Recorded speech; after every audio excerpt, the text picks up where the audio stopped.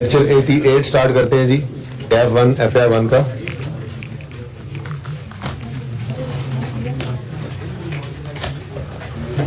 जी। जरा ये बताएं कि इस सवाल का क्या बना है। हो गया चौंकार इंटरनेशनल? कितने बच्चों ने ट्राई किया यार? ये तो अब काफी दिन हो गए हैं। हो गया था सवाल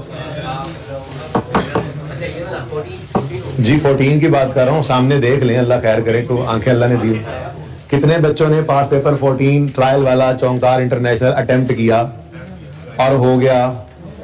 अच्छा, सोल्यूशन देके क्यों आया?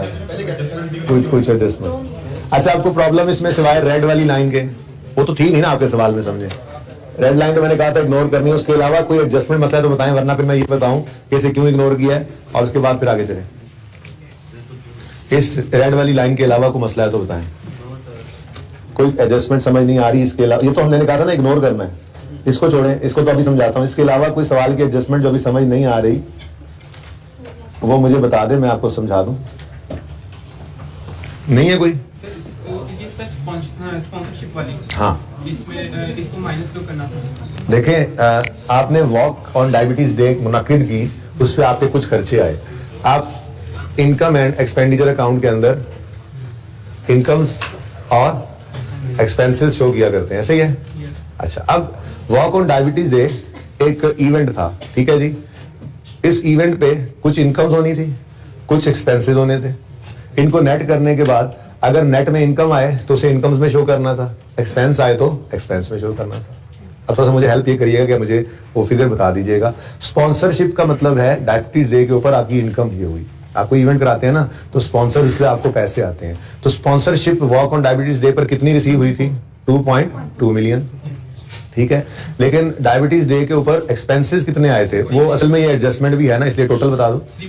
3.8 लेजर से निकाला ना, ये डायरेक्ट तो नहीं उठाया। अच्छा, अब इन दोनों को नेट करो तो नेट में 1.6 का एक्सपेंस आ रहा है। तो इसका मतलब walk on diabetes day incomes की बजाय एक्सपेंसेस में हमने शो करना था। ये मैंने पहले दिन ही बता दिया था, बल्कि दूसरे दिन वॉक ऑन डायबिटीज डे, और इस तरह से आपने 2.2 माइनस 3.8 1.6 एक्सपेंसेस में शो कर देना था। अब इसमें क्वेश्चन क्या है? इसको नेट जो करना था। हाँ, नेट करते हैं। नेट में अगर ये पॉजिटिव आता तो इनकम में शो कर देते। इसलिए करवाते, ये इसलिए काम किया करते हैं। मैंने आपको दूसरे लेक्चर में ये बात बताई थी कि अगर इस पे अब हमें एक्सपेंस पड़ा है ना, तो अगली बार को मैं कहेगा ना यार वॉक नहीं करवानी, तो हम कहेंगे रहने दो यार, जेबों देने पैसे देने, बच जाते कुछ है नहीं, ठीक है। अच्छा, और कोई क्वेश्चन इस सवाल में नहीं है? अब आते हैं इस बात की तरफ। मुझे बताएं, अपना सोल्यूशन ओपन करके मुझे बताएं, एक्सपेंसेस में क्या कुछ आ रहा था? ऐसी तरह दो चार चीजें बता दें। सैलरीज ऑफ डॉक्टर्स आ रही थी, सैलरीज ऑफ एडमिन स्टाफ, और क्या आ रहा था? यूटिलिटीज में बिजली के बिल वगैरह, फिर मेडिसिन भी कंज्यूम आ रही थी, सप्लाईज कंज्यूम्ड आ रही थी, हॉस्पिटल सप्लाईज, डेप्रिसिएशन और इक्विपमेंट वगैरह की आ रही थी, और मिसकलीनियस एक्सपेंसेस भी आ रही, रेंट भी आ रहा था। तो हो गया, बस ठीक है। अच्छा, अब नॉन प्रॉफिट ऑर्गेनाइजेशन है, गरीबों का मुफ्त इलाज होना है, ठीक है। अब जो गरीब अस्पताल में आया उसका जो मुफ्त इलाज होना है, वो मुफ्त इलाज पे क्या कुछ हमारा लग रहा होना है? डॉक्टर्स काम कर रहे होंगे, एडमिन स्टाफ यूज हो रहा होगा, बिल शील का हिस्सा कहेंगे जी बिल आ रहा है, सब कुछ खर्चा हो रहा है, मेडिसिन वो कंज्यूम करेगा, सप्लाईज कंज्यूम होंगी, इक्विपमेंट जिसपे एक्सरे मशीन के ऊपर मिसाल के तौर पर उसका एक्सरे किया, डेप्रिसिएशन वो यूज हो रही है, और छोटे मोटे एक्सपेंसेस, रेंट वगैरह, सब कुछ तो इधर एक्सपेंसेस में पड़ा हुआ है। तो जो हमने एक्सपेंसेस टोटल इनकर किए हैं, उन एक्सपेंसेस के अंदर ही ये वाले फ्री ऑफ चार्ज पेशेंट्स हो चुके हैं एंटरटेन, ठीक है ना। इनसे हमने कुछ रिसीव नहीं किया, और जो हमने ये सारे खर्चे किए हैं, इन खर्चों के अंदर उन लोगों को भी हमने अकोमोडेट किया हुआ है। मेडिसिन कंज्यूम में उन लोगों की मेडिसिन भी शामिल है, डॉक्टर्स की सैलरीज हमने टोटल दी हैं, इनमें डॉक्टर्स ने उनके ऊपर भी जो है वो वक्त लगाया है, एडमिन स्टाफ ने इनको भी सर्विसेज दी हैं, अस्पताल की फैसिलिटीज इनके लिए भी इस्तेमाल हुई हैं। तो इसका मतलब जो फ्री ऑफ कॉस्ट सर्विसेज दी हैं, वो कॉस्ट ऑलरेडी हम बियर कर रहे हैं, उनसे कुछ भी रिसीव नहीं किया, और इन खर्चों के अंदर उनके खर्चे भी शामिल हैं। इसलिए इसको क्या करना था? इग्नोर करना था। क्या करना था? इग्नोर। बात समझे हो? नहीं भी समझ आई तो बस ठीक है, इतना ही कहना था। अच्छा जी, अब आते हैं मॉडर्ना की तरफ। मॉडर्ना स्पोर्ट्स क्लब कैसा था ये सवाल? इजी था। हाँ, जो भी नर्व्स को कंट्रोल रखता है ना। अब परिचय में जब ये सवाल आया उन्हें, तो जिन बच्चों के तो हाथ पांव फूल गए होंगे उनको कुछ नहीं समझ आई होनी, और जिन बच्चों ने कहा उन्हें कोई नहीं आन दो, देखते हैं तुम्हें, आ जाओ जरा जी। हाँ देखो तरतीब है ना। अब सवाल पढ़ते हैं, जरा मैं इसको डिस्कस कर लूं, ठीक है? क्या ख्याल है? उसके बाद छोटी मोटी पेंडेंसीज आज रिमूव करके कल इंशाल्लाह ईपीएस स्टार्ट कर देंगे, ठीक है? जो इसके अंदर नॉन प्रॉफिट ऑर्गेनाइजेशन के स्टैंडर्ड्स हैं, मैंने कहा था लर्निंग ऑब्जेक्टिव 6 से ऑनवर्ड्स, वो आपने बिल्कुल नहीं पढ़ने, उसको मैं देख लूंगा। थ्योरेटिकल पॉइंट ऑफ व्यू से कोई चीज आपको पढ़ानी है तो भी निशान लगवा दूंगा, वो बहुत ज्यादा टाइम वेस्ट हो जाएगा वरना उसके ऊपर, ठीक है ना? समझ आनी कुछ नहीं है आपको। जो जरूरत की चीज होगी थ्योरेटिकल पॉइंट ऑफ व्यू से वो भी मैं आपको बता दूंगा रिवीजन क्लास में, जो एंड वाली क्लासेस हैं, ठीक है? और अगर कोई सवाल करना हुआ मेरे दिल में आई कि कैश फ्लो बना लें, इसकी भी कोई अगर जरूरत पड़ी सवाल की तो वो भी मैं ही बताऊंगा, नहीं तो जरूरत नहीं है, टॉपिक आपका ये भी तैयार है अल्हम्दुलिल्लाह, ठीक है? लेकिन आपने जितना कहा था उतना पढ़ा घर पे, उसमें कोई मसला तो नहीं आया आपको? लर्निंग ऑब्जेक्टिव 5 तक जो कॉन्सेप्ट्स कवर किए हमने, उनमें किसी को मसला तो नहीं है? चले ठीक है। अब IS 1 का आई थिंक कोई MCQs रहते हैं या वो भी हो गए हुए हैं? IS 1, IS 8 क्लियर है? अच्छा, मुझे अभी याद करवाना है, IS 7 के अंदर MCQ 11 एक ऑनलाइन के बच्चे ने कहा हुआ है क्लास में करवा दीजिएगा, तो मुझे याद करवाना है। मैं भी ये सवाल डिस्कस कर लूंगा ना जब खत्म हो जाएगा। तो फिर कितने बच्चों ने वैसे ये सवाल अटेम्प्ट किया है? कम है यार, ये तो ज्यादती है। ये जिन्होंने अटेम्प्ट किया है इनसे हो गया था? चलें फिर मैं अप्रोच करता हूँ, सारी डिस्कस सवाल कर ही लेते हैं, डिस्कस 1 बाय 1 चीजें। लेकिन देखो अब सवाल को पढ़ के पता लगेगा ना, लगता है फिर पेंडेंसीज ही रहेंगी। अच्छा अच्छा जी, वैसे तो 31 जनवरी कहा जाता है सिलेबस एंड होना, लेकिन चाहे 3-4 दिन प्लस माइनस नहीं प्लस हो जाए, वो मैक्सिमम ये होगा कि जो उसके बाद वीकेंड आ रहा है ना, उस तक मेरी कोशिश होगी कि आप लोगों को विद रिवीजन फ्री कर दूं, यानी कि 4 है या 5 है जो भी इससे सैटरडे संडे बन रहा है, उस तक फिर आपको और कोई पेंडिंग चीज ना हो, कोई रिवीजन क्लास लिए मैं दोबारा फिर नहीं बुलाऊंगा। कॉन्टिन्यूटी के अंदर ये क्लासेस चल रही होंगी, जो रिवीजन है वो फिर एंड पे इसी के अंदर क्लब कर दूंगा, क्योंकि जहां तक मुझे नजर आ रहा है आसपास देखें ना, कुछ चीजें नई ऐड हुई हैं, कुछ पुरानी निकली हैं, तो जाहिर सी बात है वो 105 से 10 लेक्चर्स जो एस्टिमेट किए गए हो सकता है 105 पे हो जाए, उससे हो सकता है 110 पे जाए, ये पता नहीं होता, क्योंकि नए टॉपिक्स पता लग रहा होता है बच्चे को पढ़ाते हुए। आसपास से जो खबरें मौसूल हो रही हैं उनके हिसाब से तो तकरीबन 5-1 दिन में ईपीएस हो जाता है, लेकिन हम उसको भी 6 से 7 दिन देंगे इंशाल्लाह, ठीक है? फिर रेशियोज का टॉपिक है, वो हर बार 4 लेक्चर्स में 5 में हो जाता है, उसको भी 6 दिन दे लें तो फिर भी हमारे पास एम्पल टाइम है। हम रिवीजन भी इन्हीं के, मेरी क्लासेस चली रही होंगी तो मैं कोई एक्स्ट्रा आपको ढेर सारे और के लिए नहीं बुलाऊंगा, बस मैं थोड़ा सा ना इस सेशन को मतलब 31 की बजाय 4-5 जो संडे सैटरडे बन रहा है वहां तक एक्सटेंड कर दूंगा। उसी के अंदर आपकी जो रिवीजन है, छोटी मोटी पेंडेंसीज हैं हर टॉपिक के अंदर, एक तो मुझे भी टाइम मिल जाएगा, दूसरा आपको भी टाइम मिल जाएगा। हम इस तरह से डिसाइड कर लिया करेंगे जब 31 तक, मेरी कोशिश ये है 31 तक हम एक बार ये प्रिंसिपल ही पूरा कर लें, फिर उसके बाद मैं और आप इस तरह से चलेंगे कि मैं आपको कहूंगा कि यार देखो ये पहले 5 का जो बंच है ये आपने अब रिवाइज करके आना है, तो फिर आप लोग भी पढ़ के आएंगे, मैं भी देख के आऊंगा, और जो चीजें मुझे लगेंगी वो मैं आपके साथ शेयर कर दूंगा। थोड़ी सी आपकी रिवीजन आपकी हो रही होगी। रिवीजन क्लास में मैं कोई सवाल कराया हुआ दोबारा नहीं करवाता, किसी टॉपिक का सवाल पूरा नहीं करवाता।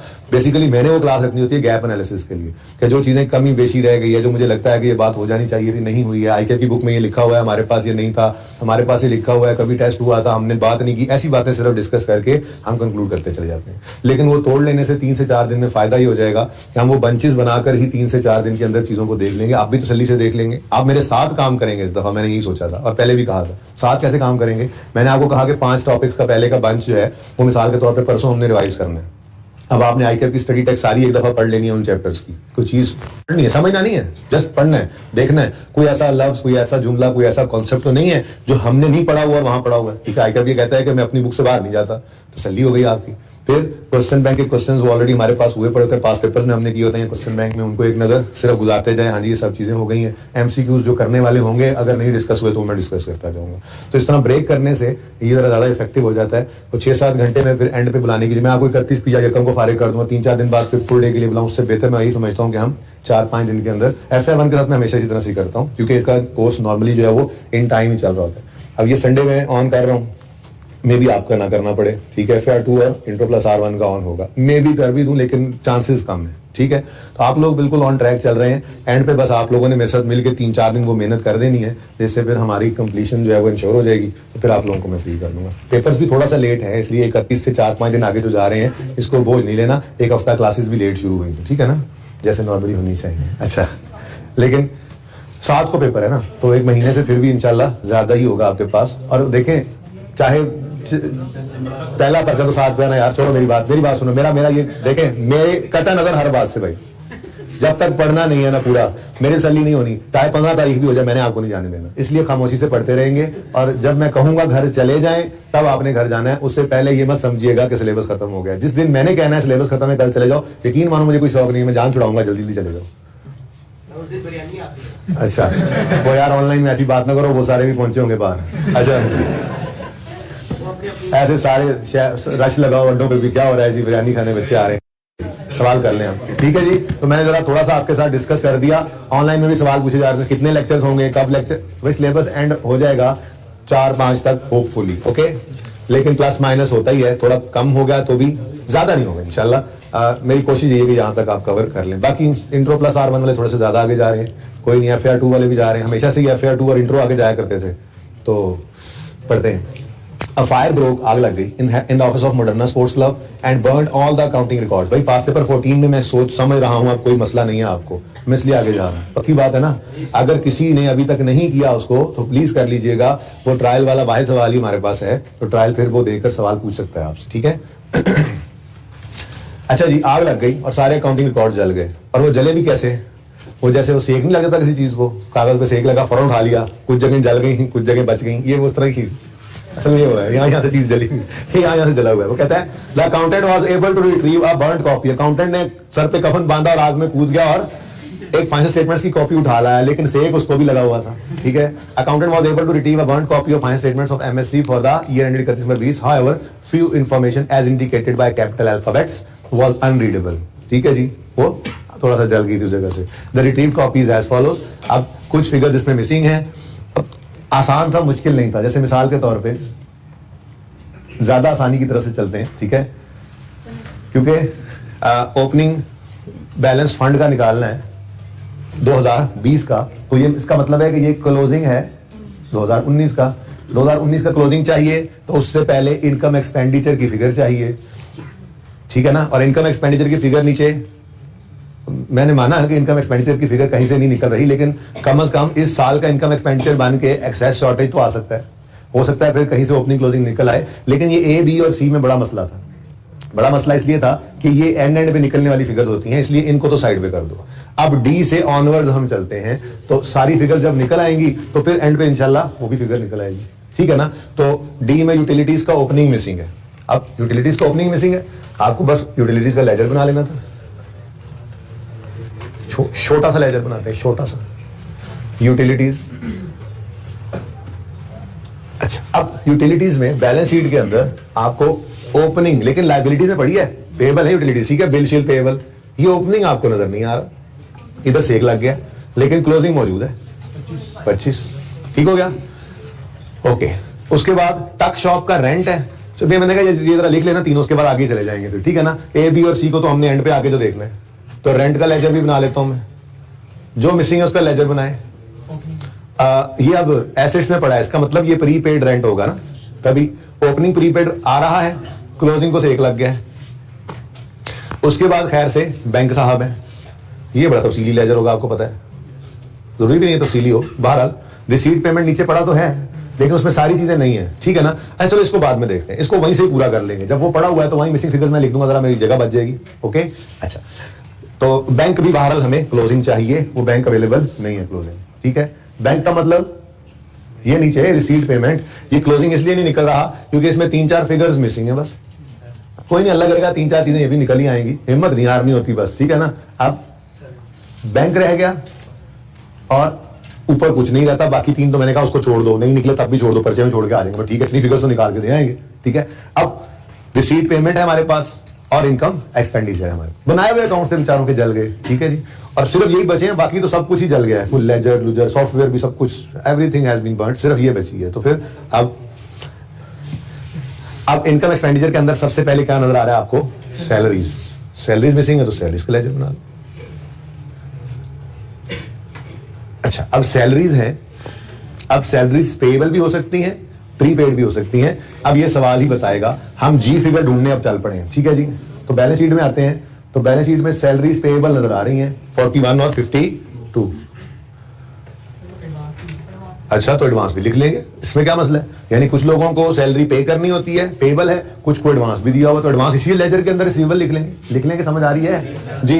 किधर है, हाँ ये पढ़ी है, ओपनिंग 15 है, क्लोजिंग 18 है, ठीक है जी, डन।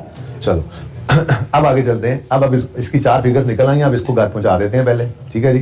तो सैलरीज की फिगर, एक्सपेंस की फिगर आती किस तरफ है सैलरीज एक्सपेंस के लेजर में? मुझे नहीं पता किस तरफ आती है, हमें तो सिर्फ कैश का पता है। भाई याद रखो, बच्चे ही रहना ज्यादा अच्छा होता है, ठीक है ना, जैसे बच्चे रहना ज्यादा अच्छा होता है, बच्चे बन के रहो, हर बार सोच लिया करो। एक्सपेंस के लेजर में कैश जब सोचकर एक्सपेंस लिखोगे तो कभी गलती नहीं होगी तेजी में भी। तो एक्सपेंस के लेजर में कैश, डबल एंट्री अपनी बचपन वाली किया करो, एक्सपेंस डेबिट कैश, तो कैश इस तरफ आना है, ठीक है। अब मुझे नहीं पता, तो फिर एक्सपेंस की फिगर इधर आएगी, ठीक है। अच्छा, अब रिसीट पेमेंट के अंदर हमें सैलरीज पेड नजर आ रही है 560, ठीक है। तो कैश की फिगर सवाल के अंदर गिवन है, ये रिसीट पेमेंट बना हुआ है, मैंने बहरहाल कैश यहां पर आपको समझाने के लिए लिख दिया। तो बैलेंसिंग फिगर इतना फर्क भी कोई नहीं पड़ा है, 560 और 5, अच्छा जी, बैलेंसिंग फिगर 568। अब ये कौन सी फिगर मिसिंग थी जो ढूंढने निकले थे जी, एक बार निकाल लो फिगर, ठीक है ना। अच्छा, ये अलग से, क्योंकि उसने रिक्वायर क्या किया हुआ है जरा देखो, उसने क्या कहा, determine the missing information as indicated by, और साथ ही उसने कहा है redrafting of above statements is not required. तो हम भी नहीं बना रहे भाई, देखो ये फिगर्स निकालते जाओ, पर्चा मौजूद होगा ना, पर्चे के ऊपर ही लिख देंगे उसके आगे फिगर्स, तो काम चल जाएगा। जहां जरूरी चीज होगी सिर्फ वही बना लेंगे, ठीक है ना। अच्छा, अब सैलरी रन जी, बोलो जी इज ओवर, ये कौन सा है जी, जी, ये हमने जी लिख दिया, ये मैंने जी लिखा हुआ है, अगर आपको लग रहा है तो ठीक है, नहीं भी लग रहा तो यही है। आगे जी, यूटिलिटीज, ओ यूटिलिटीज एक्सपेंडिचर में नजर आ रहा है, यूटिलिटीज का लेजर हमारे पास मौजूद है, एक्सपेंस इस तरफ आता है, इस तरफ तो रिसीट पेमेंट वाला कैश ही आ सकता है, ठीक है, एक्सपेंस तो इस तरफ आएगा। अच्छा, अब एक्सपेंस सवाल ने दे दिया, कहीं एक्सपेंस दे रहा है कहीं कैश दे रहा है। एक्सपेंस कितना गिवन है जी, 221, लेकिन हमने देख लिया था कि मिसिंग है यूटिलिटीज। आगे बढ़े तो रिसीट पेमेंट्स के अंदर ये यूटिलिटीज पे होती नजर आ रही हैं 214 की, तो 214 यहां पर आ गया। अब 3 चीजें होगी पूरी, तो बैलेंसिंग 18 यहां पर ओपनिंग आ गया, ठीक है। इस तरह सवाल चिन्ह चलना था। ये 18, ये कौन सा पॉइंट था मिसिंग जी, डी पॉइंट डी। बस ऐसे लिखते जाओ, एंड पे देख लेंगे, जरूरत पड़ी कैलकुलेटर पे भी कैलकुलेशन हो सकती हैं, रीड्राफ्टिंग नहीं करनी थी, ठीक है। अच्छा जी, उसके बाद जी इनकम एक्सपेंडिचर सामने हमारे, तो मिसलेनियस सप्लाईज मिसिंग नजर आ रही हैं, बनाओ मिसलेनियस सप्लाईज का अकाउंट।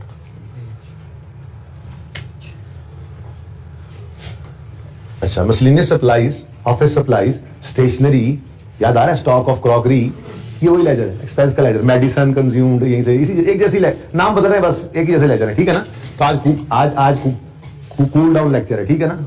हाँ, जो कुछ यहां तक पड़ा हुआ है वो पूरा कर लेना है, कल से फिर 2 ही छोटे रेशियोज ही रह गई हैं। ईपीएस भी एक रेशियो है, ठीक है ना। तो बेसिकली रेशियोज के ऊपर ही हमारे अब आगे 10 को दिन लगने या 12 लग जाए, जितने भी लग जाए। तो ईपीएस भी एक रेशियो है और बाकी फाइनेंशियल रेशियोज भी हैं, तो बस दोनों ही रेशियोज रह गई हैं, ओके। तो कल से फिर नए कपड़े पहन के ईद वाले आएंगे, नया टॉपिक शुरू हो रहा है ना। अच्छा, मिसलेनियस सप्लाईज जो हैं वो मिसिंग है। अब ओपनिंग स्टॉक भी पड़ा हो सकता है, क्लोजिंग भी पड़ा हो सकता है, अनयूज्ड अगर हो, अनयूज्ड हो, ठीक है। उसके बाद ये मिसलेनियस सप्लाईज बिल्कुल एक एक्सपेंस साथ लिख लेता हूं आसानी के लिए, एक्सपेंस का लेजर है, तो कैश आएगा इस तरफ डेबिट साइड पे, और एक्सपेंस जो कंज्यूम की फिगर होती है वो यहां पर आ जाएगी, ठीक है। अब सवाल के अंदर उसने ये कहा है मुझे ढूंढ दो जो कंज्यूम हुई है, एक्सपेंसेस में मिसलेनियस सप्लाईज कंज्यूम्ड ही आनी थी ना, वो कह रहा है जी ढूंढ दो। मैंने कहा ठीक है, क्लोजिंग ही बता दो। उसने कहा जी एसेट्स के अंदर मिसलेनियस सप्लाईज पड़ी हैं, ओपनिंग 10, क्लोजिंग मेरा, अच्छा जी, ओके। अब रिसीट पेमेंट में से, अल्लाह करे रिसीट पेमेंट में से कोई मिल जाए, तो पेमेंट्स में आकर देखा, ओ मिसलेनियस सप्लाईज खरीदी हैं 132 की, तो 132 यहां पर आ गया। कितना आसान सवाल था। अच्छा, अब देखो, अगर ऐसा सवाल कोई आए और आपने 12 फिगर्स में से 10 निकाल ली और 1 या 2 आपसे नहीं निकली, नंबर कितने थे सवाल के, तो 18 में से 15 नंबर उनके होने जो आपसे नहीं निकली, और सिर्फ 3 होंगे बाकी फिगर्स के। ये सोच आपकी बहुत गलत है, खुदारा इसको बदलें। आपको ये लगता है जो एडजस्टमेंट हमें नहीं आती ना, सारे नंबर ही उसी के होंगे पर्चे के अंदर, ऐसा कुछ नहीं होता। मुश्किल एडजस्टमेंट हो ना, बहुत मुश्किल एडजस्टमेंट हो, बहुत उसके अंदर टेक्निकल वर्किंग हो, तो वो 2 नंबर की होगी और दूसरी 1 नंबर की होगी। आपने डेबिट एक्सपेंस को इनकम एक्सपेंडिचर में डेबिट किया, एसेट अकाउंट में क्रेडिट किया, इसका एक नंबर है। आपने कोई बड़ी कॉम्प्लेक्स वर्किंग करके एक फिगर इस तरह से निकाली तो उसके 2 नंबर हो जाएंगे यार। इससे ज्यादा कोई नहीं, देर नगरी नहीं होती, ठीक है। आपने जो करना है पर्चे के अंदर उसके मुनासिब नंबर होंगे, हर एक चीज कॉन्सेप्ट है यार। सरप्लस का इनकम एक्सपेंडिचर में से निकाल के ओपनिंग फंड में ऐड करना भी कॉन्सेप्ट है। आपने कोई फिगर इनकम या एक्सपेंस में गलत लिखी तो सरप्लस की फिगर गलत हो गई, लेकिन नंबर इनकम एक्सपेंस से गलत लिखने से वहां कट गए। अब वो गलत सरप्लस या डेफिसिट उठाकर आपने लिख दिया ओपनिंग फंड के नीचे तो इसके नंबर हैं, क्योंकि ये कॉन्सेप्ट है कि एक्सेस या शॉर्टेज को, सरप्लस या डेफिसिट को यहां से निकाला है और फंड में फेंक दिया है।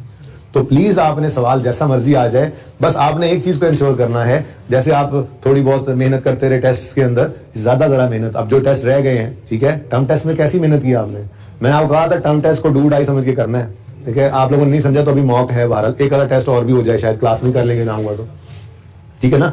तो कहने का मकसद ये है कि आपने बस करना है कि सवाल जैसा मर्जी हो, पर्चे के अंदर आपने टाइम वेस्ट नहीं करना, डरना नहीं है, स्पीड से सवाल में जो समझ आए करते जाना है, मैक्सिमम अटेम्प्ट करने की कोशिश करनी है। एटलीस्ट 90% आपका टारगेट होना चाहिए कि मैंने पर्चा अटेम्प्ट करना है एटलीस्ट, ठीक है। तो इंशाल्लाह पास हो जाओगे। सवाल पर्चा जैसा मर्जी आएगा आपको पर्चा पास हो जाएगा। मुश्किल हो तो सबके लिए मुश्किल होता है, सारे पाकिस्तान के लिए मुश्किल ही होता है, फिर आप अकेले नहीं होते जिसके लिए मुश्किल होगा, ठीक है। आसान सवालों में नंबर जाए ना, मुश्किल में फाइट करके, मुश्किल सवाल के अंदर मुश्किल एडजस्टमेंट सबके लिए मुश्किल होती है, सिर्फ आपके लिए मुश्किल नहीं होती, ठीक है ना। सही है, वो आप ही नहीं मस्कीन वहां पे मजलूम बन के बैठ जाया करो। तो भाई एफर्ट करनी है, सवाल जैसा मर्जी आए, पर्चा पास हो जाएगा इंशाल्लाह। अच्छा जी, कहाँ थे हम? सर आपने तकरीर शुरू कर दी खामखा। ये क्या आ गया जी? मिसलेनियस सप्लाईज कंज्यूम्ड आ गई, एच आ गया, एच ओके, हॉस्पिटल आ गया। अच्छा जी, अब जी आई एनुअल स्पोर्ट्स इवेंट। ओ एनुअल स्पोर्ट्स इवेंट है तो इवेंट का तो एक्सपेंस भी होना चाहिए। आपने इनकम साइड पे देखा, यानी कि एक इवेंट कराया है, उन्होंने ये नहीं लिखा था इवेंट एक्सपेंस है, और एक्सपेंस लिखा होता अपनी तरफ से गलत बनाया होता तो इधर इनकम लिखी होती। अभी थोड़ी देर पहले एक बात हुई है, भाई ने पूछा था इत्तेफाक से, भाई की बरकत से बात अभी रिवाइज करके आए हैं कि हम जो भी इवेंट कराते हैं रिसीट साइड पे, दूसरा ने ये बताया था रिसीट पेमेंट में रिसीट साइड पे उसकी इनकम आ रही होती है, पेमेंट साइड पे उसका रिलेटेड एक्सपेंस आ रहा होता है। भाई आप नेट करोगे, अगर इनकम है तो इनकम में, अगर नेट करके माइनस एक्सपेंस में बना तो आप एक्सपेंसेस में लिखो। अभी भाई के सवाल की वजह से वो बात बीमारी रिवाइज हो गई। अब इनकम एक्सपेंडिचर के अंदर इवेंट क्रेडिट ये एक्सपेंस साइड पे आ रहा है, ठीक है। इसका मतलब अगर नेट किया होगा तो नेट में क्या निकला होगा? लॉस, एक्सपेंस निकला होगा, तभी तो वो एक्सपेंसेस में पड़ा है। लेकिन इस चीज को सेकंड करने के लिए आपको नजर आएगा टेनिस कोर्ट फंड कॉन्ट्री, ये contribution for annual sports event, ये आपकी फिगर रिसीट और रिसीट्स में आ रही है, और एनुअल स्पोर्ट्स इवेंट यहां से और कंफर्म हो गया, ठीक है। यहां से और कंफर्म हो गया कि ये इवेंट वही है जिसमें, वो भी कर लेते हैं, ठहर जाओ फिलहाल ग्राउंड तो बनाने दो, ठीक है। यहां से और पता लग गया आपको कि ये इवेंट जो है ये वही वाला इवेंट है जिसमें एक रिसीट है एक तरफ और दूसरी तरफ पेमेंट, रिसीट पेमेंट की साइड पे पेमेंट के अंदर इसका एक्सपेंस पड़ा हुआ है। इनको नेट करके हमने शो करना होता है इनकम एक्सपेंडिचर में। अब जब इनकम एक्सपेंडिचर में जाती मारते हैं तो वो एक्सपेंसिस वाली साइड पे नजर आ रहा है। ये देखो ना, ऊपर मैंने हेडिंग जरा नीचे आ गई, एक्सपेंडिचर साइड पे नजर आ रहा है।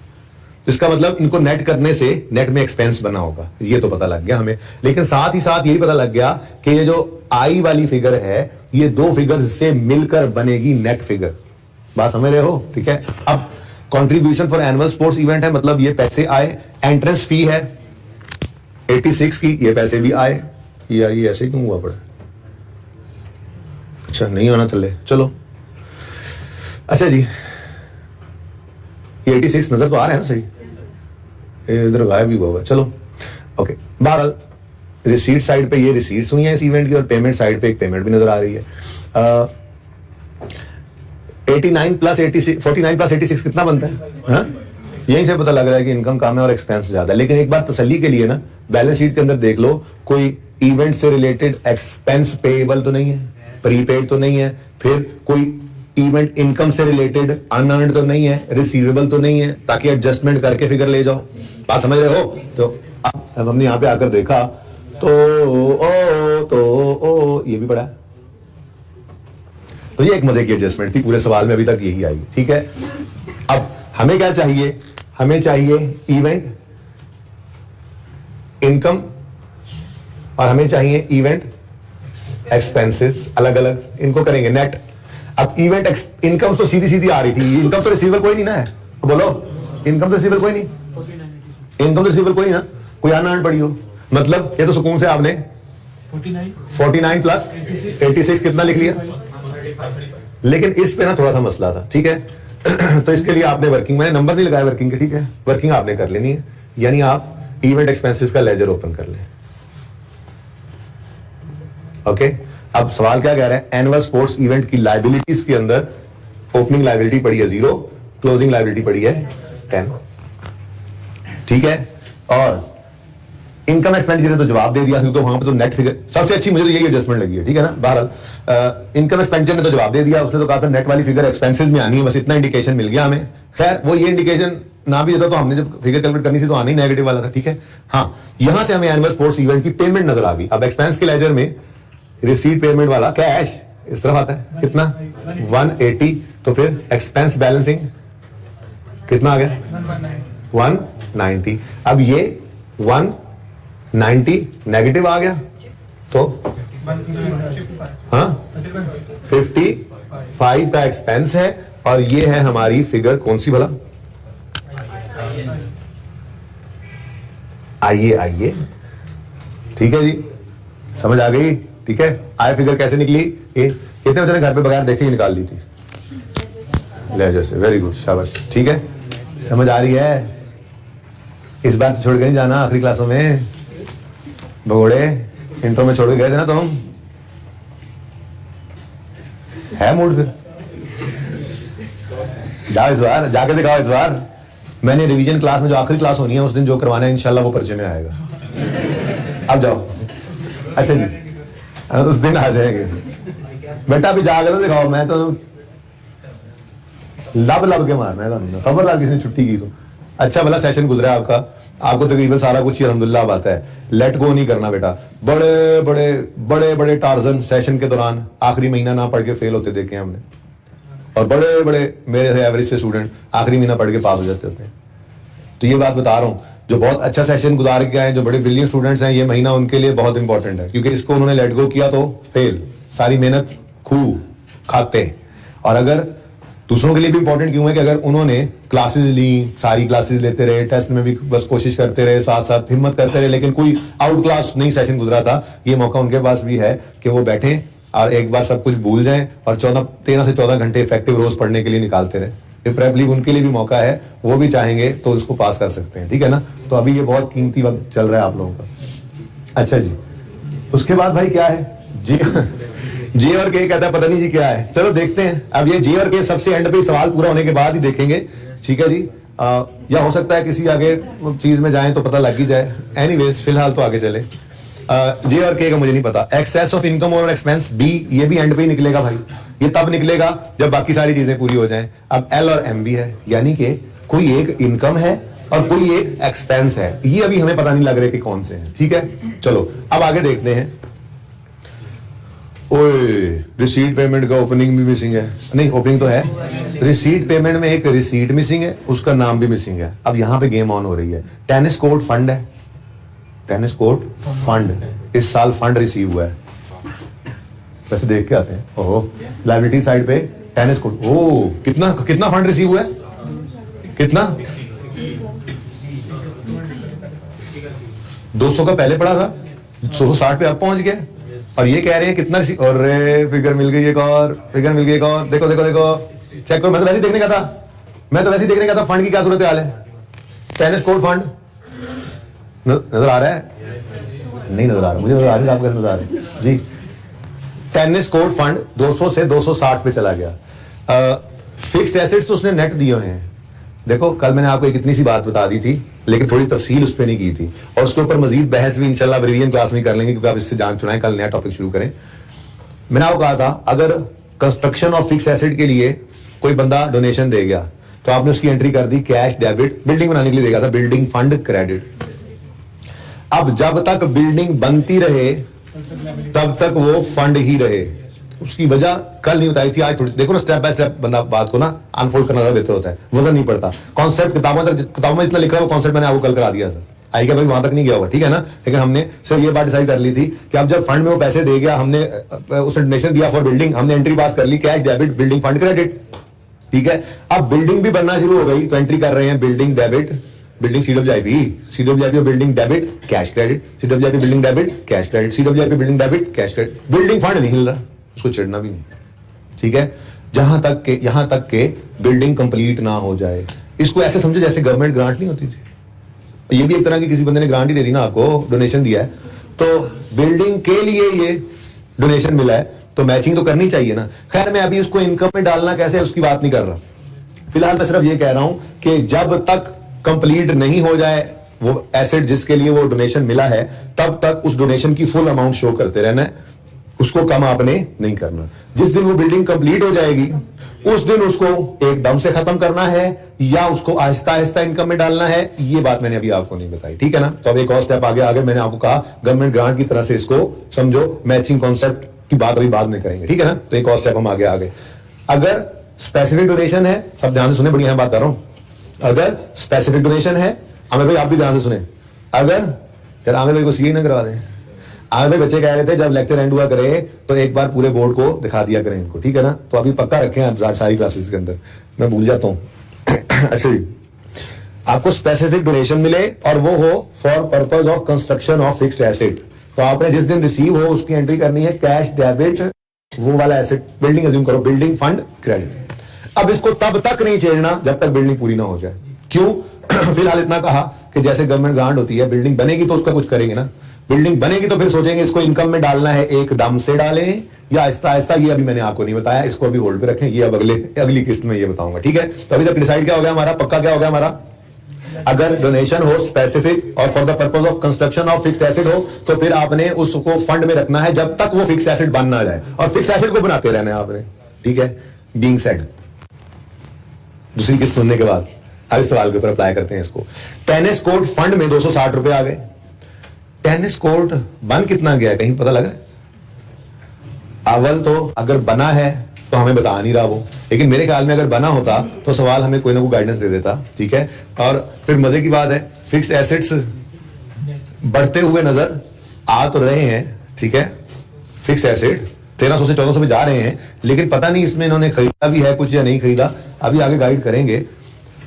अगर टेनिस कोर्ट बन गया होता तो शायद वो बैलेंस शीट में नजर आता, फिर हम सोचते कि इसको कहीं फेंकना है। तो फिलहाल तो मेरे ख्याल में लोगों से फंड आ रहा है और टेनिस कोर्ट शायद बन रहा होगा, शायद अभी बन नहीं रहा होगा, पैसे इकट्ठे कर रहे हैं, वरना CWIP तो नजर आ जाता, ठीक है ना। तो इन एनी केस फिलहाल कोई टेनिस कोर्ट बन नहीं रहा, CWIP भी नहीं पड़ा, बन नहीं गया, सवाल ने ऐसी कोई गाइडेंस नहीं दी, तो फिर यूं ही समझ लेंगे ना कि पैसे अभी फंड में इकट्ठे हो रहे हैं, टेनिस कोर्ट बनाना है, उसके लिए फंड में लोग पैसे अभी दे रहे हैं और वो फंड इकट्ठा हो रहा है, और 60 रुपए का फंड इस दफा मजीद रिसीव है। तो इसका लेजर बनाऊं या रहने दूं? 200 से 260 पे गया है, तो ऐसे ऐसे छोटा सा लेजर बना देते हैं, लेजर इसी बना देते हैं, ठीक है जी। ये देखो टेनिस कोर्ट फंड ओपनिंग में कितना था 200, क्लोजिंग में तो 60 रुपए से पेमेंट की है, तो पेमेंट कंस्ट्रक्शन में ले आओगे, फिर आप फिक्स एसेट तो नेट लिखे हुए हैं, कर लेते हैं इसको, ठीक है ना। फिलहाल मुझे फंड तो लेकर आने दो, फंड के पैसे तो आए हैं ना, और ये तो कैश आया कि नहीं आया। अब मुझे बताओ इस फंड के अंदर अगर कोई पेमेंट करते भी हैं हम टेनिस कोर्ट की कंस्ट्रक्शन के लिए, तो उसको तो इस फंड में फेंकते नहीं, यही तो मैं कह रहा हूं, ये फंड अपनी जगह कायम है ना, ये 60 तो निकालने दो, ठीक है। ये अच्छा है लिख लिया यहाँ पर, क्योंकि मैंने इसके साथ वो भी लिखना था ना, इसका नंबर P है, ओके। ऐसे ही मैं कह रहा था लेजर नहीं बनाते, ये रिसीट पेमेंट और ये P मिक्स हो रहे हैं यार, इस तरफ लिख देते हैं, इस तरफ जगह खाली पड़ी है P, ओके सही है ना। चलो अच्छा भाई, ले भाई टेनिस कोर्ट फंड में पैसे आ गए हैं, ठीक है। Oh, construction of tennis court is happening, wow. अब मुसीबत ये पड़ी आपको कि ये समझ आ गया ना, P हमने कैलकुलेट कर लिया है, मैं इसलिए फिलहाल इसको लिख नहीं रहा हूं, वैसे लिख भी सकते हैं, फिगर्स निकल रही हैं, मैं आगे ब्रैकेट में लिखता जाता हूं। मुझे जल्दी से बताओ सैलरीज निकल आई हैं, जरा बता दो यहाँ पे सैलरीज जी 568, चल जी पीछे हो जा, ठीक है जी। ये फिगर आ गई हमारे पास, अच्छा मुझे जरा ग्रीन तो करने दो कि हमने कैलकुलेट किया फिगर, ओके। उसके बाद एज कितना है जी 129, चल भाई। ओके, उसके बाद क्या आ गया जी? अब तक आई निकला है, हाँ 55। उसके बाद जी जे के नहीं निकला, बी नहीं निकला, एल एम नहीं निकला, पी आ गया जी। कितना? 60।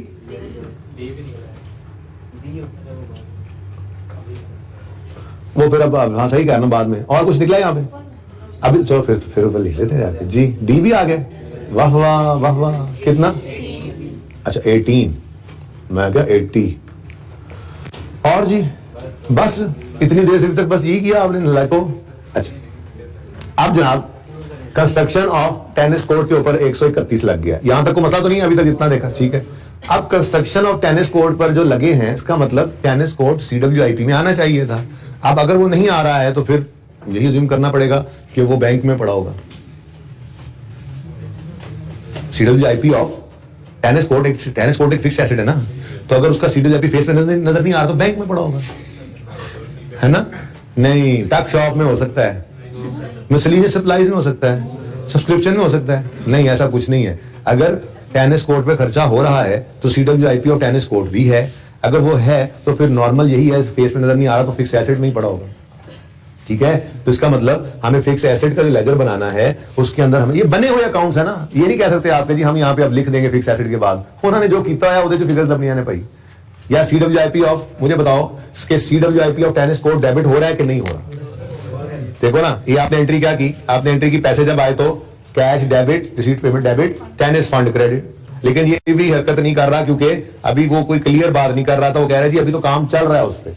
अब कोई खर्चा जो उन्होंने किया है टेनिस कोर्ट पे, तो इसका मतलब टेनिस कोर्ट की कंस्ट्रक्शन का तो एंट्री करनी होती है CWIP डेबिट, कैश क्रेडिट। अब वो नहीं नजर आ रहा तो फिर कहां पे पड़ा हो सकता है? वो फिक्स एसेट नहीं हो सकता है, फिर वो ऑलरेडी नेट है। खैर से अब आप कहोगे जी इसकी डेप्रिसिएशन भी कर दिया। नहीं भाई नहीं, उसकी डेप्रिसिएशन नहीं की होगी, टेंशन ना लें आप, क्योंकि उनको भी पता है CWIP को डेप्रिशिएट नहीं करते। पता नहीं ओपनिंग क्लोजिंग हमारे पास है या नहीं है, वो बाद में देखते हैं, वो बाद में देखते हैं। मैं जरा ये चाह रहा हूं कि यहाँ पे हम टेनिस कोर्ट मैं लिख देता हूँ CWIP, क्योंकि यहाँ पर कौन सा लिखा हुआ है कि सिर्फ फला लैंड है या बिल्डिंग है या फिक्स एसेट्स इकट्ठे लिखे हुए हैं तो नजर नहीं आ रहा। तो मैंने कहा यहीं भी हो सकता है यार। कितना? 131, ठीक है। अच्छा अब फिक्स एसेट भी उन्होंने बताया हुए थे नेट कितने आ रहे हैं? क्लोजिंग 1403। कोई नहीं, अल्लाह मालिक है, चलते रहो। ये अभी तक हमने रेंट नहीं निकाला, हद हो गई, इतनी आसान जिस फिगर ही निकाली। चलो पहले रेंट ना निकाल लें, फिर जो मिल जाए बहती गंगा में हाथ धो लें। फिलहाल तो मैंने ये contribution of construction of tennis court भी कर दिया है। अब रेंट कहाँ है? Rent rent rent rent rent rent rent rent कहीं नहीं पड़ा हुआ। रेंट पेमेंट्स में आ नहीं रहा। इसका मतलब ये हमने, अच्छा हमारे क्लब ने एक टक शॉप बनाई हुई है और जिस बंदे ने वो टक शॉप जो चला रहा है उसको हमने किराए पे दी हुई है। अब समझ आई मुझे, मैं तो एक्सपेंस समझ रहा था उसको, शुक्र है समझ आ गई। ये क्या है? इनकम है। कोई बात नहीं, मैंने कौन सा रेंट के साथ एक्सपेंस लिख दिया था, मैं इनकम लिख देता हूं। और अगर एक्सपेंस होता तो ये प्रीपेड होता, अगर ये इनकम है तो ये रिसीवेबल है, उसने किराया देना है। अगर ये इनकम का लेजर है तो फिर cash debit income credit, cash इस तरफ आ जाएगा, रिसीट पेमेंट लिखकर लिखूंगा, ठीक है। और डेबिट साइड पे रेंट इनकम आ जाएगी। कैसा पलटा खाया फिर सवाल ने? खाया ना पलटा? चलो हाँ भाई, शुक्र है, ढूंढ ढूंढ के थक गया मैं। मुझे रेंट ऑफ टक शॉप नजर ही नहीं आ रहा था, और फिर पता लगा अच्छा वो एक्सपेंस नहीं था, वो तो इनकम थी। कोई बात नहीं, तो रिसीट हुई है इसकी 248 और इनकम्स के अंदर सॉरी ये पेमेंट है, हाँ मैं वही बोला 248। और रिसीट में कुछ नजर आ रहा है? रिसीट में ये आ गया। और इनकम्स में देखो, अरे वाह 252, काम ही हो गया 41। और ये बैलेंसिंग निकाला है, जरा फिगर कौन सी बताना? ओह वाह यार, इतने आसान थे तुम, हमने तुम्हें कैसे छोड़ दिया? मुफ्त के तुम नंबर थे और यहाँ पे आए हम, और यहाँ पे हमने लिख लिया। बताना जरा क्या है? 41। कैसा लग रहा है सवाल? आज सिर्फ गपशप लगाने के लिए आपके साथ मैंने एक क्लास रखी है। क्या मेरे से सवाल है कोई? करना भी नहीं मुझे कोई सवाल आज इसने, खबरदार जी। अच्छा अब सेल ऑफ फिक्स्ड एसेट नजर आ रहा है, स्क्रैप सेल नजर आ रही है, उस स्क्रैप सेल, स्क्रैप सेल, ये एल और एम लग रहा है मुझे, चलो देख लेते हैं। और कोई सेल ना आई, ये वो पहले दिन वाला सवाल, सेल ऑफ डिवाइसेस, एंट्री क्या की थी, इनकम्स एक्सपेंसेस के अंदर डायरेक्ट लिख दिया था ना इनकम्स में, वो सेल ऑफ डिवाइसेस याद आ रहा है। पहला सवाल कौन सा, कराची सोशल क्लब, उसमें मैंने कहा था सेल, मैंने कहा था वो आया 3 डब्बे वाला चांदपुर वाला, आपने डिवाइस उठा के बेच ली, ठीक है। वो डिवाइसेस जो आपने उसको बेची, उसके ऊपर जो पैसे आए रिसीट पेमेंट में डेबिट हो रहे हैं और आपकी इनकम में क्रेडिट हो रहे हैं, ठीक है ना। तो ये मुझे वही लग रहा है, रिसीट के अंदर सेल ऑफ स्क्रैप। एनीवेज फिलहाल मैं कंफर्म नहीं कह सकता, लेकिन मुझे लग रहा है कि ये एल और एम होंगे। अगर कोई और इनकम ऐसी ना आई जो बेनाम इनकम हुई तो फिर यही है वो, ठीक है। सेल ऑफ फिक्स एसेट भी है, लेकिन पता है आपको सेल ऑफ फिक्स एसेट की वजह से या गेन आता है या लॉस आता है, और वो तो ऑलरेडी हमारे पास अवेलेबल है, लॉस है। एक्सपेंडिचर्स के अंदर डिस्पोजल ऑफ फिक्स एसेट का लॉस आ रहा है, इसका मतलब ये वाला काम तो नहीं हो सकता, इधर तो कोई और इनकम ही है। डिस्पोजल ऑफ फिक्स एसेट में तो लॉस आया होगा, देखो देखो नजर आ रहा है, सेल ऑफ फिक्स एसेट पैसे आए और ऊपर एक्सपेंसेस में disposal of fix asset, expenses नजर आ रहा है, मतलब लॉस ऑन डिस्पोजल। लेकिन हमें पता है गेन लॉस नजर आ जाए, डिस्पोजल नजर आ जाए, डिस्पोजल अकाउंट बनाना है, अभी लाजिम बनाना है, ताकि समझ आ भी रहा हो, फिर भी हमने बना लेना, ठीक है। ओके चलो यार, मैं तो कहता हूं कि ये ना, ये दो चीजें हैं, इनको भी पड़का ही देते हैं, ठीक है। एक इसको भी पढ़ो, सेल ऑफ फिक्स्ड एसेट है तो डिस्पोजल का लेजर बना लो, डिस्पोजल ऑफ व्हाट है, अच्छा एफ एस कौन सा फिक्स एसेट होता है भाई, अच्छा एफ है जी। अब एसेट अकाउंट में से कुछ निकलने, बुक वैल्यू होगी जाहिर है, मैं नेट की बजाय बुक वैल्यू लिख लेता हूं, ज्यादा कंफर्टेबल फील करें। एसेट अकाउंट में से बुक वैल्यू निकलकर डिस्पोजल के अकाउंट में आनी है, ठीक है जी, बुक वैल्यू अल्लाह खैर करेगा आ ही जाएगी। लेकिन रिसीट पेमेंट के अंदर सेल ऑफ फिक्स एसेट की सेल प्रोसीड्स तो आ रही है ना, बैंक डेबिट, कैश डेबिट, ठीक है। तो रिसीट पेमेंट डेबिट, यहां पे कुछ नहीं आना है, कोई नहीं आना, रिलैक्स हो जाओ, ये की जरूरत। रिसीट पेमेंट यानी वो जो कैश की फिगर होती थी कितनी है, 21 नहीं आ गया इकट्ठा। अच्छा अब सवाल ने कहा ऊपर एक्सपेंसेस में डिस्पोजल ऑफ फिक्स एसेट पड़ा है, एक्सपेंसेस में डिस्पोजल ऑफ फिक्स एसेट पड़ा है, मतलब ये लॉस है ना। अगर इनकम गेन होता तो इनकम से पड़ा होता, ठीक है। अब डिस्पोजल के अकाउंट में लॉस किस तरफ आता है, हमने कहा जी सोच लेते हैं, कोई नहीं मसला, क्रेडिट साइड को बोला एक भाई ने, अभी चेक करते हैं। डिस्पोजल का अकाउंट डेबिट हो और पीएनएल सोच लेगा, पीएनएल क्रेडिट हो, गेन, इधर तो गेन आता है। डिस्पोजल का अकाउंट क्रेडिट हो और पीएनएल डेबिट, हाँ ये होता है लॉस। तो भाई ने सही बोला था, क्रेडिट आएगा इधर, क्रेडिट आएगा इधर, लॉस जी कितना, एक कितना मिलता है जुलता है, हाँ भाई। तो देखो ना, देखो 21 रुपए मिले और 8 का लॉस आया, तो फिर चीज तो महंगी थी ना, 29 रुपए की चीज थी हमारी, ये चीज को इधर लिख लो, चीज तस्वीर खींचते जो बोलते हो आप लोग, हाँ वो वाली चीज नहीं। तो ये वर्किंग का रेफरेंस है ना, इस वर्किंग में हमने निकाला है, ये बैलेंस ही निकाला है, ओके। लेकिन इसने कहीं नहीं जाना था, और ये जहां जाना था जा चुका हुआ, ये जहां जाना था जा चुका हुआ, ये बस एक हेल्पिंग टूल था फिलहाल। शायद डेप्रिसिएशन हमारी ना सवाल में नजर नहीं आई और होनी है, वो शायद निकालने की तरफ चल रहे हैं हम, सफर जारी है हमारा। अच्छा अभी देखो बच्चों, इनकम एक्सपेंसेस के अंदर एक मेंबर सब्सक्रिप्शन आ रही है, एक टच शॉप रेंट तो हो गया, रेंट तो हमने ले लिया, ठीक है जी। और डोनेशन, स्पोर्ट्स इक्विपमेंट का डोनेशन आ गया। अब इसका मतलब ये हुआ कि सारी चीजों के नाम आ रहे हैं, फिर ये स्क्रैप सेल ही होनी है, ठीक है, क्योंकि इस स्क्रैप सेल की एंट्री तो होनी है क्या, इनकम्स के अंदर इसको डायरेक्ट फेंकना है, रिसीट पेमेंट डेबिट और सब ये scrap sale income, other income credit, ठीक है। तो इसकी एंट्री कर देते हैं, ये एंट्री कर ले, ये एंट्री कर ले। यहां पर क्या लिखोगे, स्क्रैप सेल, बाद में ना निकली तो कर देंगे यार, और क्या, स्क्रैप, ये जी हमें लग रहा है स्क्रैप सेल है, ठीक है। ग्रीन हम कैलकुलेट कर रहे हैं ना फिगर्स, ठीक है। और कोई जरूरत नहीं थी रीड्राफ्ट करने की, तो पर्चे में आप ये करते जा रहे हैं, आपको इतनी देर भी नहीं लगेगी, ये हाईलाइट करने वाली देर भी नहीं लग रही होगी ना आपको जी। तो अब ये टेंशन हो रही है कि पिछली क्लास में तो आप ये कर लिया, दोबारा ही करना पड़ेगा हाईलाइट, उनको वैसे ही जाने दो, हाईलाइट क्यों, वो को सतेले हैं। अच्छा ओके लो भाई, फिलहाल तो मैंने स्क्रैप सेल एल और एम भी निकाल लिए, ठीक है। तो scrap sale, you are also now yellow, ये रह गया था येलो होने से, अच्छा यानी कि कोई चीज छोड़े ना हम, कंफर्म हो जाएगा, फिर सारा कुछ हो गया। अब इस तरफ आए तो खैर से सैलरी नजर आ रही, सैलरी अभी तक अच्छा हाईलाइट करना भूल गया था मैं, ओके। फिर फिक्स्ड एसेट, ये पेमेंट हो रही है फिक्स्ड एसेट की, एडिशन ही लग रहा है फिर, तो चलो लिख लेते हैं फिलहाल, ये एडिशन तो लिख लेते हैं, लिखे एडिशन, रिसीट पेमेंट डेबिट यानी कैश, जगह काम तो नहीं पड़ रही कहीं, आ जाएगा 131 जी 92 से, और रिसीट पेमेंट क्रेडिट हो गया। ठीक है जी, सही हो गया। आगे कहता है अब मिसलेनियस सप्लाईज तो हो नहीं गई, यूटिलिटीज यार फिर रह क्या गया, रिपेयर मेंटेनेंस एक्सपेंसेस में ऑलरेडी दिया हुआ था। उसने कहा कुछ तो मैं भी बता देता हूं, ऐसे थोड़ा ही है, कुछ नहीं भी जला था, यही जगह बच गई थी जो पूरी तरह नहीं जली थी। ठीक है ना, तो हमने कहा अच्छा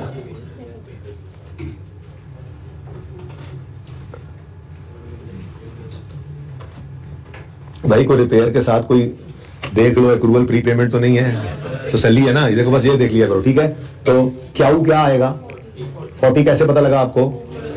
अच्छा, ये आपने कैलकुलेट किया। ठीक है, सही है जी। एकदम से वक्त बदल गया, भाई कहने जज्बात बदल गए, और सिर्फ यहां पे पता लग जाए ना कोई एक रिसीट आनी है, पता नहीं क्या चीज है। मुझे लगता है सब्सक्रिप्शन अभी तक रिसीव नहीं हुई और इनकम भी आ रही है, और इनकम में सब्सक्रिप्शन इनकम मौजूद है, बैलेंस शीट में सब्सक्रिप्शन इन एरिया या एडवांस पड़ी होगी, एडवांस ही पड़ी, दोनों ही पड़ी है। खैर से चलो भाई, आ जाओ भाई, अपना पसंदीदा लेजर सब्सक्रिप्शन का अकाउंट बनाए।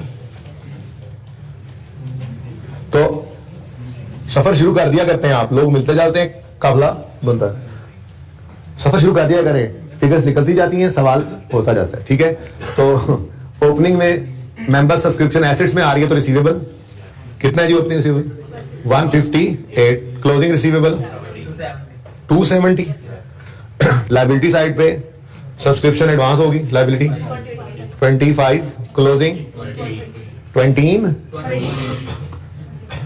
जैसे तुम लोग कहते हैं हम टीनेजर हैं, 21 का हूं मैं। अच्छा जी, मैंने कहा ओवर 20, ओके।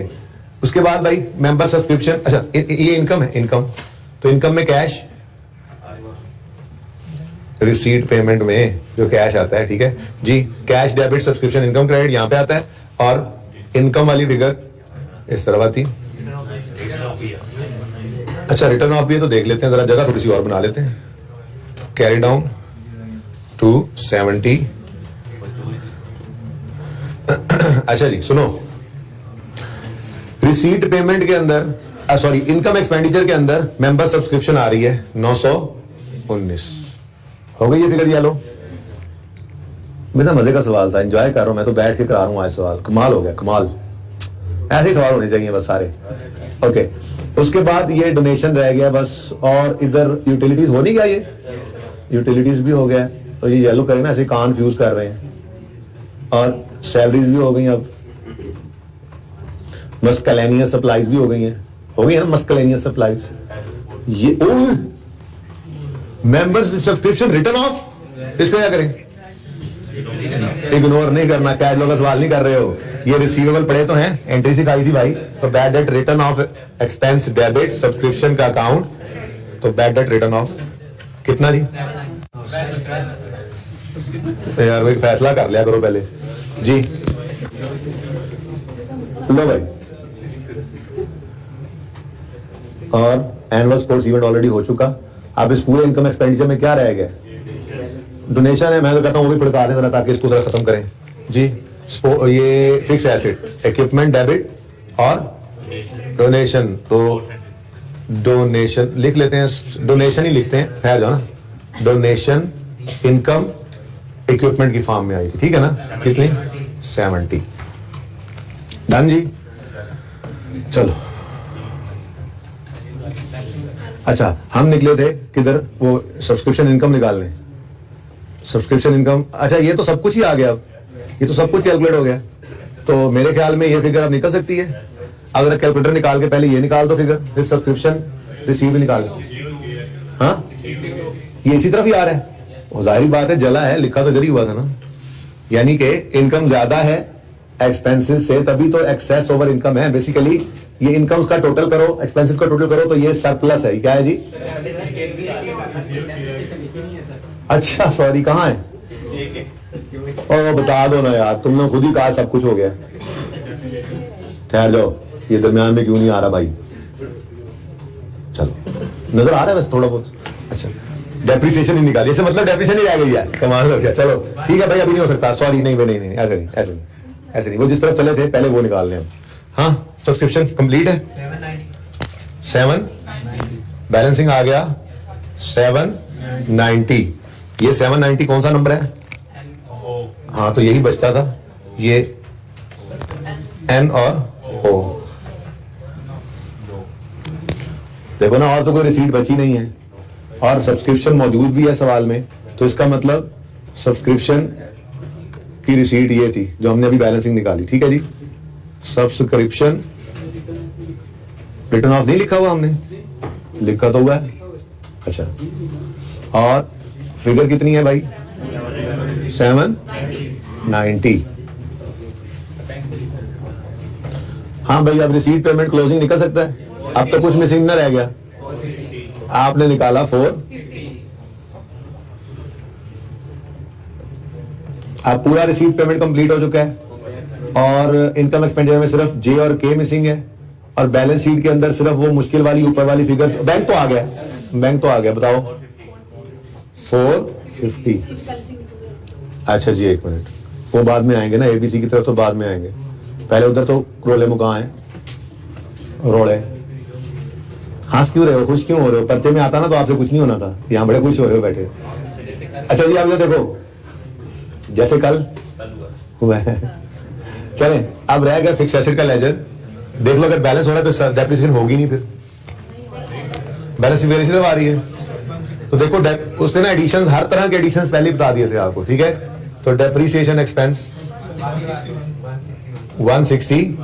ठीक है जी, ये डेप्रिसिएशन और ये जे के एल नहीं, वो कुछ और था, जे और के। ठीक है जी,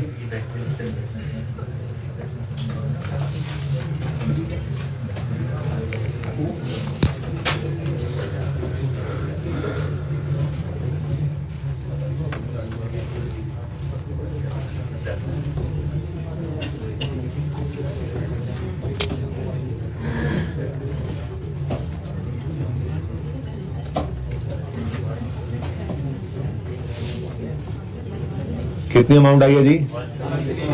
16।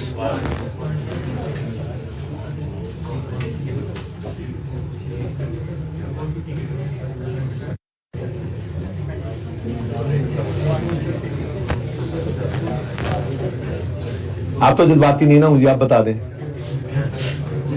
कुछ रह तो नहीं क्या? फिर ना कहना बात से। 60 तो पहले भी आप भी बता रहे थे।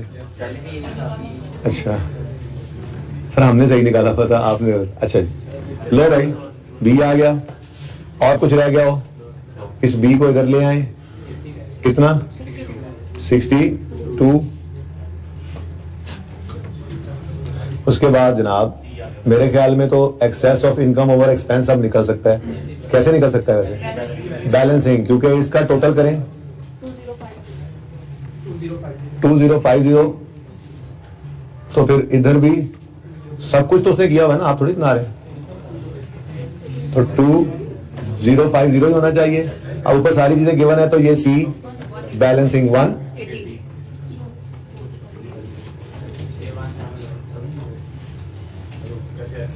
कैसे आया भाई? इधर देखना जरा, ये डेबिट साइड है 2019 की एसेट्स, ये डेबिट साइड है भाई, और दूसरी साइड पे भी बराबर ही होना चाहिए, क्योंकि बैलेंस शीट बनी हुई है ना भाई। बैलेंस शीट तो सही होनी थी, जल गई है, गलत नहीं बनी हुई थी, जली हुई है जस्ट। तो ये नीचे वाले टोटल्स भी जले हुए थे, ठीक है ना, वरना तो इतना भी ना सोचना पड़ता। अब जब ये आपने एक डी निकाला था ना यहाँ पर, तो बाकी कुछ मिसिंग था ही नहीं इसके अंदर। ये टोटल 2050 बन रहा था, ये भी 2050 है।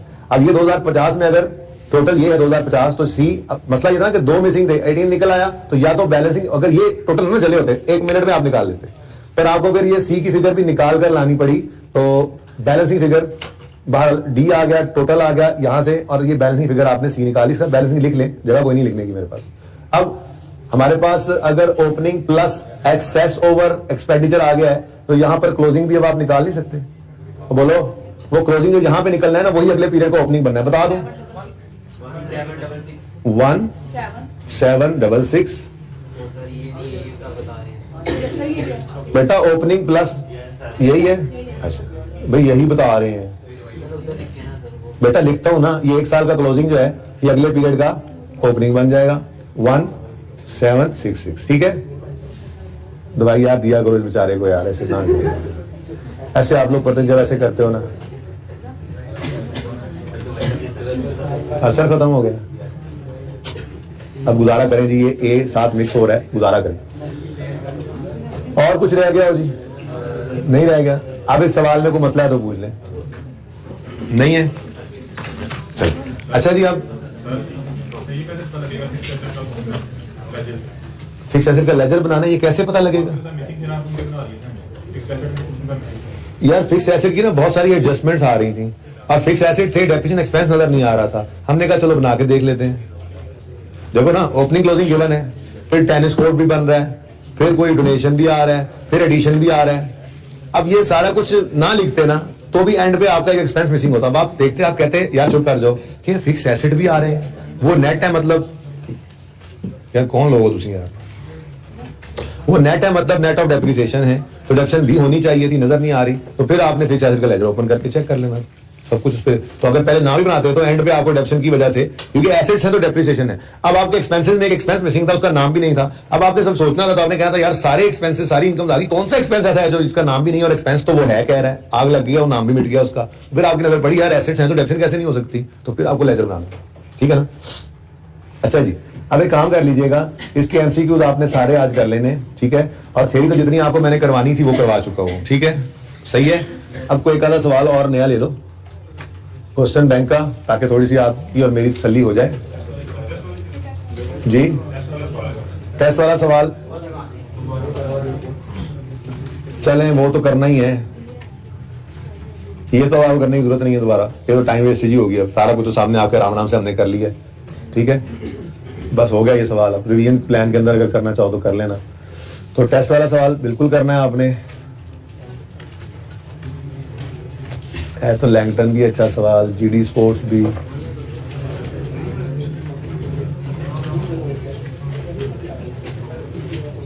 अच्छा जी, अब कभी ऐसा भी हो सकता है, ऐसा भी कभी हो सकता है, चले मैं कट शॉर्ट कर लेता हूं जरा चीजों को, कि आपसे वो रिसीट पेमेंट अकाउंट बनवा ले। ऐसी सूरत में क्या करेगा, आपको इनकम एक्सपेंडिचर अकाउंट दे देगा। ऐसा भी तो हो सकता है, इनकम एक्सपेंडिचर अकाउंट दे दे, बैलेंस शीट दे दे और सवाल में कहे मुझे रिसीट पेमेंट बना दो। फिर तो कोई मसला नहीं है, आप इनकम एक्सपेंसेस पहले लिख रहे होगे, कैश बैलेंसिंग आ रहा होगा। जैसे एक प्रैक्टिस क्वेश्चन आपको देता हूं होमवर्क में, ये वाला मुझे होमवर्क लिख के भेज देना, अगली क्लास तक याद ही नहीं रहता मुझे तो उनको क्या होमवर्क, आपको क्या होमवर्क दिया, क्योंकि आपके होमवर्क की बेस पर ही उनको होमवर्क मिलना है।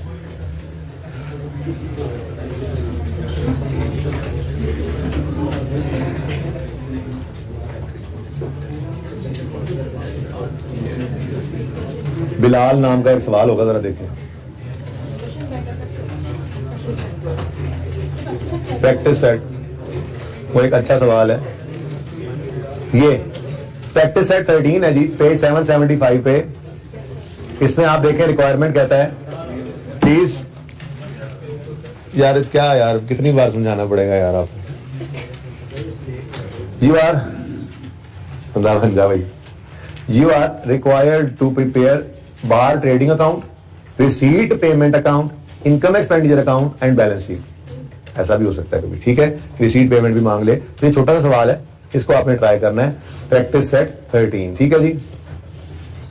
और लाइफ मेंबरशिप फंड आपने अच्छा कर लिया, इसलिए इससे अगले सवाल करने की जरूरत नहीं। तो पास प्रैक्टिस सेट कौन सा मैंने दिया आपको, 13। और पास पेपर आपने जो कर लेना है साथ, वो है जी बड़ा टेक्निकल सा सवाल है, थोड़ी सी बात इस पे करके भेजता हूँ। गुलशन क्रिकेट क्लब, इसकी रिक्वायरमेंट भी चेक करें जरा। बैलेंस शीट दे देता है आपको और कह रहा है समरी ऑफ रिसीट पेमेंट भी बनाओ और इनकम एक्सपेंडिचर भी बनाओ, ठीक है? अब ये दो सवाल आपने करने हैं, ठीक है? एक बिलाल स्पोर्ट्स प्रैक्टिस सेट 13। सबसे पहले तो टेस्ट नंबर, टर्म टेस्ट है ना, टर्म टेस्ट नंबर 2 का क्वेश्चन नंबर आखिरी था, 4 था, 3 था। नाम क्या था इसका?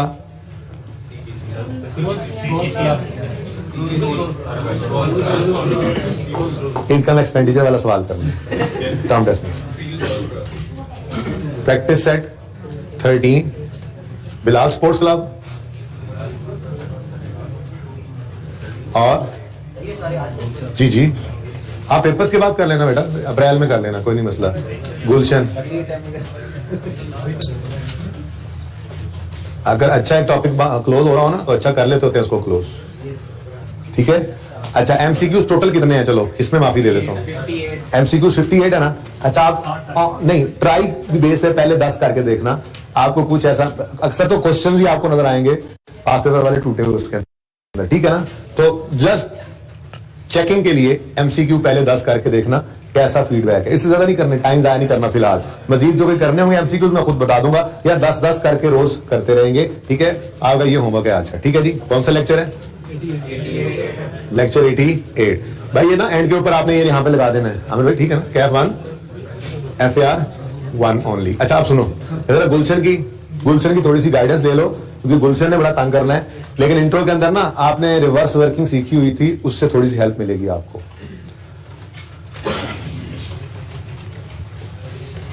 बिल्डिंग 6438-150 से 6024-000 पर आ रहे हैं, सॉरी ये ओपनिंग है, ये क्लोजिंग है। भाई जो गलतियां मैं खुद कर जाया करता था स्टूडेंट लाइफ में, वो भी आपको बताता होता हूं ना। देखो मैं उसी तरतीब में ओपनिंग क्लोजिंग ले गया, इस तरह से लिखा होता। अच्छा आप देखो भाई, बिल्डिंग ओपनिंग कितना है? 6024, ठीक है। और क्लोजिंग 6438.15, ठीक है जी। अब इसके अलावा और कोई बात नहीं उन्होंने बताई, और फिर उन्होंने कहा following information is available in respect of for the year 30 June 2008, depreciation for the year has been credited directly to asset account,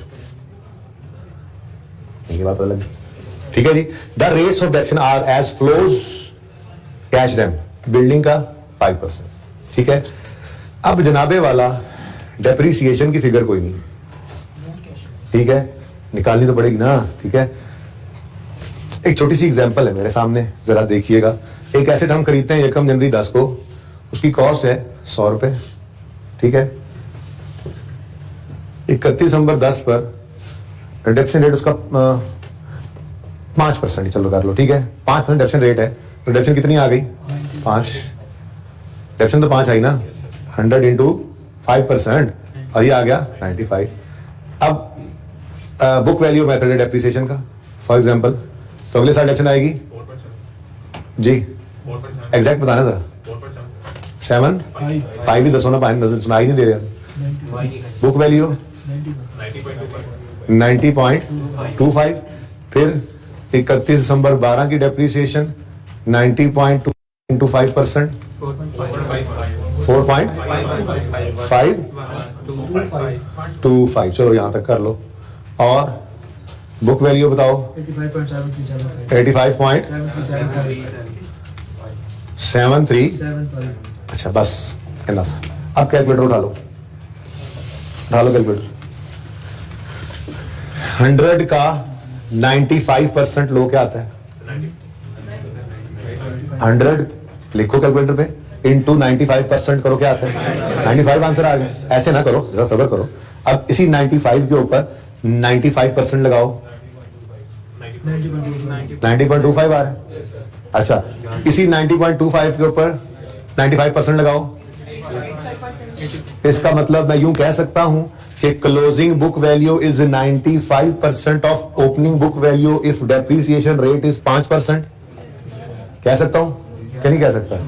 calculator ऐसे कर रहे थे, अब आओ ना इधर, होने नहीं आंदा इधर।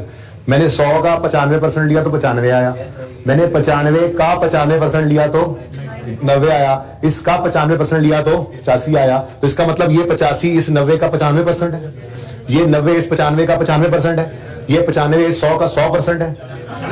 ओके, तो यहां पर एक लाइन लिखो, बाद में एग्जांपल नोट कर लेना। लिखो closing book value is 95% of opening book value. Closing book value is 95% of opening book value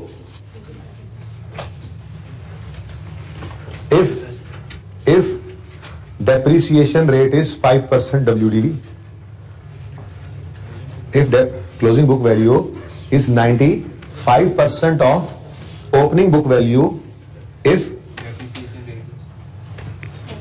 मैंने लगा शायद ये 90 महीने का, शायद ये तुमने 5 लिखे, ठीक है। इफ डेप्शन रेट इज 5% WDV, ठीक है ना जी, ओके। अच्छा, अब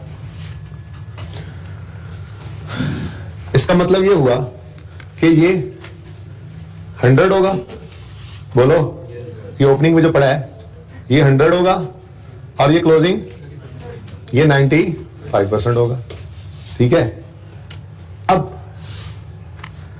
क्लोजिंग से ओपनिंग की तरफ जाना है, ठीक है, और मुझे चाहिए 5%।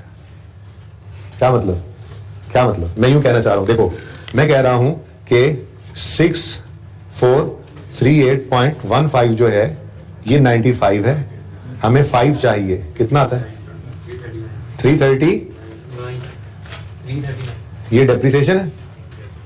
अब बैलेंस करके चेक करो, बैलेंस हो रहा है, कितना आ रहा है बैलेंस, किस तरफ आ रहा है, ऐसे नहीं है, जरा फनकारी वाला सवाल था जी। हाँ कितना, हाँ अब ये क्या हो सकता है, फिर एडिशन है। अब आप कहोगे सर आपने तो कहा था क्लोजिंग ओपनिंग का 95% है, इसमें तो एडिशन भी आ रहा है। तो भाई सवाल खामोश है, एडिशन साल के पहले दिन लेते हैं ना, इसलिए मैंने ये अंडा बड़ा सा बना दिया था। ये जो ओपनिंग जैसे ये भी पहले दिन वाला ही है, तो ये इस तरह से जरा वर्किंग करनी है सबके अंदर, ठीक है। अब इधर देखो, मैं समझाता हूं। फर्नीचर 3012 से 2710 पे आ रहा है। अब इसको करेंगे, फायदा नहीं ना है एक ही को दोबारा किए जाए। फर्नीचर ओपनिंग बताओ, ये भी बुक वैल्यू पे होगा ना, ओपनिंग बताओ 3012, क्लोजिंग 2710.8। अब वो 5% ही ना लगाई जाना। तो देखो इधर फर्नीचर एंड बुक्स क्या है 10, यानी अगर इस एग्जांपल में 10% डेप्शन हो तो हम यूं कहेंगे, अब यही जुमला हमारा ऐसे हो जाएगा कि closing book value is 90% of opening book value if डेप्शन is 10%। अच्छा, मतलब कहने का पता है क्या था यहाँ पे, इसमें कहने का मतलब ये था, अगर मैं इस 85 से ये 90 निकालना चाहूं, अब ये असल में चीज है, देखो जरा 85 से अगर मैं 90 निकालना चाहूं तो मैं क्या करूंगा, 85.7375 को मैं कहूंगा डिवाइडेड बाय 95 इंटू 100। चेक करो, यही आता है, बोलो यही आता है, चेक करो ना, करो ना, यही आता है। अच्छा, और अगर मैं कहूं कि मैं इस 85 से ये डेप्शन की फिगर निकालना चाहता हूं तो मुझे इसी को क्या करना पड़ेगा, 7375 डिवाइडेड बाय 95 इंटू 5। चेक करो, ठीक है ना। अब अगर तो सवाल में ओपनिंग मिसिंग होता तो मैं इसको डिवाइड बाय 95 इंटू 100 करता तो ये फिगर आ जाती।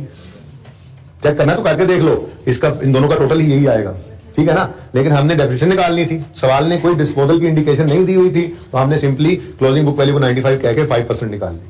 अब यही अप्लाई करते हैं फर्नीचर पे। फर्नीचर में 10% डेप्शन रेट है, तो इसका मतलब क्लोजिंग बुक वैल्यू ओपनिंग के 90% होगी, तो बीच में 10% डेप्रिसिएशन होगी, ठीक है। अब डेप्रिसिएशन निकालनी है तो हम इसको पकड़ लेंगे 2710.8 डिवाइडेड बाय 90 इंटू 10, कितना 0.2।